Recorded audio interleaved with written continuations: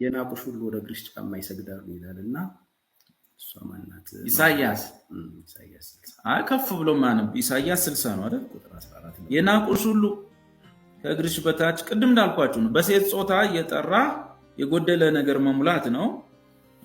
አሁን የሚያነቡላችሁ ኢሳይያስ 60 ቁጥር 14 ነው የሚያነቡት። እንዴ ቁጥር 14 ጋር እኮ ለመድረስ ከአንድ ነው የሚጀምረው። ቁጥር 1 2 3 ተብሎ ነው አለ እኮ 10 11 እየተባለ ነው የሚመጣው።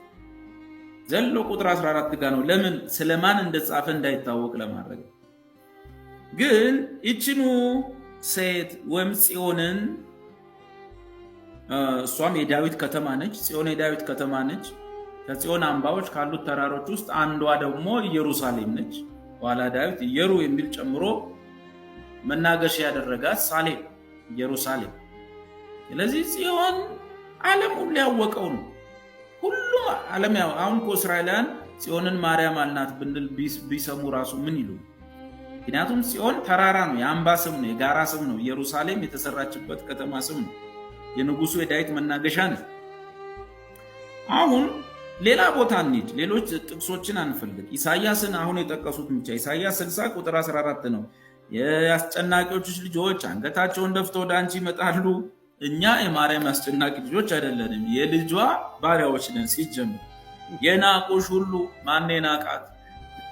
ቆይ ማርያም አይደለችም እችኛዋ። በነገራችን ላይ በዙሪያ ያሉ ጠላቶች ባቢሎናውያን፣ ፋርሶች፣ ሜዶን እና በዙሪያ ያሉ ሀገሮች፣ በሰሜንም ደግሞ ስንሄድ እነ ዮርዳኖስ ነው፣ ከታች እነ ዮርዳኖስ፣ ከላይ እነ ሊባኖስ፣ ግብጽ ደግሞ በዚህ በኩል በዙሪያ ሆኖ ያስጨነቃት ምድሪቱን ከተማይቱን ያሉ አገሮች ናቸው። የአሕዛብ መንግስታቶች ናቸው። ሁሌ ከተማይቱን እየመጡ እየበዘበዙ የሚሄዱ ናቸው።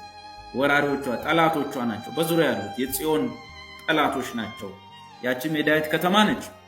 ይሄንን ጥቅስ ግን ለማርያም የሰጠ ሰው የማርያም ጠላት ነው። ለማርያም የሰጠ የማርያም ጠላት ነው። የጌታን እናት እንደ መሳደብ ይቆጠራል። ለምን? ቁጥር 14 ላይ የተጻፈችውን ጽዮን ከሚጀምረው ምክሩ ከቁጥር 10 ላይ ምን ብሎ ነው የሚጀምረው? በቁጣዬ ቀስፌ በፍቅሬ ምሬሻለሁና ነው የሚላት።